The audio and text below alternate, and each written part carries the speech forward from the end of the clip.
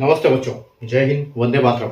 मैं धनपाल देथलिया और आपका एक बार फिर से स्वागत है मैजिक मैथ्स के छोटे सेशन में, जिसका नाम है 40 सीरीज।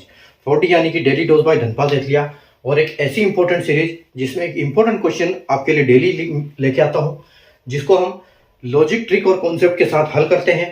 और ऐसे क्वेश्चन एग्जाम्स में पहले आए हुए हैं, उन्हीं क्वेश्चन को हम इस सीरीज में करते हैं।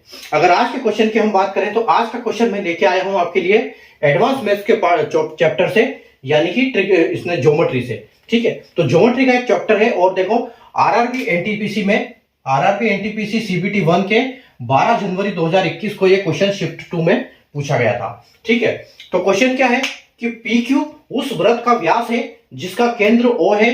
यदि उस वृत्त पर एक बिंदु आर स्थित है और एंगल आर पी ओ का मान 39 डिग्री है, तो एंगल आर क्यू पी का मान ज्ञात कीजिए। ठीक है, तो देखो, जैसे बोर्ड पे मैंने सर्कल आपके लिए बना दिया है। तो क्या बोल रहा है क्वेश्चन कि पी क्यू उस वृत्त का व्यास है, यानी कि एक व्यास यानी कि डायमीटर। ठीक है, व्यास किसको बोलते हैं हम? व्यास यानी कि होता है डायमीटर। ठीक है, तो एक डायमीटर है उस सर्कल पर, ठीक है, जिसका नाम क्या है? P Q.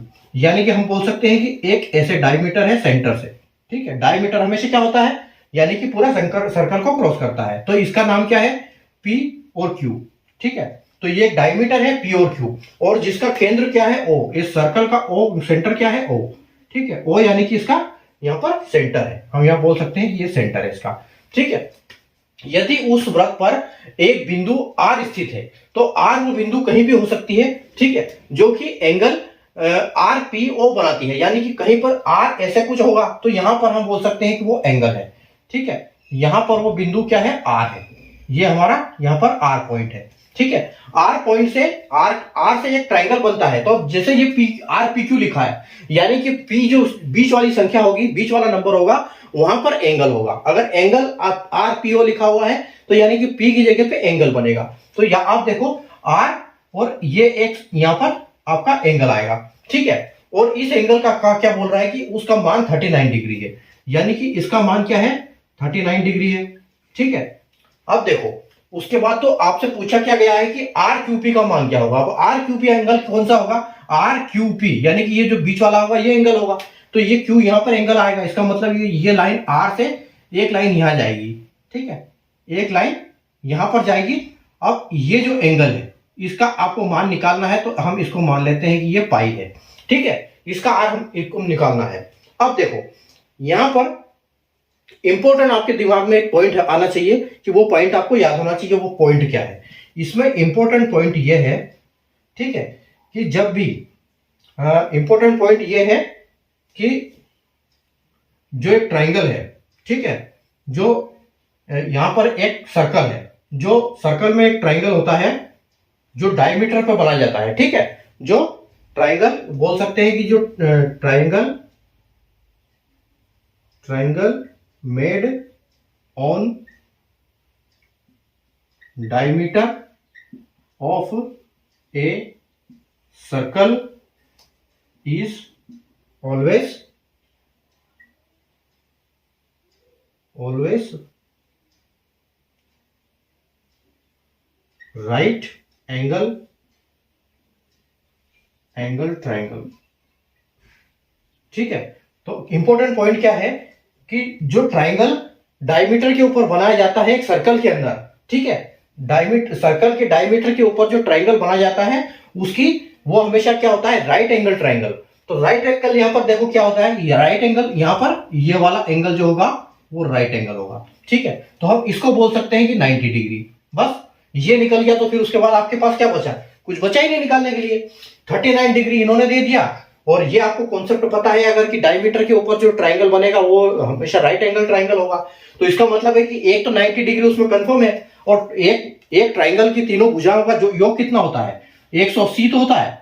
तो एक अगर तीनों का योग 180 है, तो आपको पाई का मान निकालना है। तो पाई का मान निकालने के लिए क्या करोगे आप? ये जो 39 और 90 इन दोनों को माइनस कर दोगे, तो 90 प्लस 39 कितना होगा? 90 प्लस 39 यानी कि 129 होगा। ठीक है, तो 129 जो है आप इसमें से माइनस कर दोगे, तो आपकी इस पाई का जो वैल्यू है वो आपको मिल जाएगी। ठीक है, तो आप देखो, 10 में से 9 गया तो यहाँ पर 1 बचा, और 7 में से 2 गया तो आपके पास बचा 5। ठीक है, और यानी कि 51 जो है आपका 51 डिग्री आपकी पाई की वैल्यू होगी। यानी कि यहां पर बोल सकते हैं हम कि एंगल आर क्यू और आर क्यू पी की वैल्यू, ठीक है, एंगल आर क्यू पी की वैल्यू कितनी होगी 51 डिग्री, ठीक है, 51 डिग्री आपका आंसर आएगा, ठीक है। और कौन सा ऑप्शन है अपना, ऑप्शन नंबर डी जो है यहां पर बिल्कुल करेक्ट हो जाएगा, ठीक है। तो उम्मीद है आपको कॉन्सेप्ट समझ में आ गया होगा।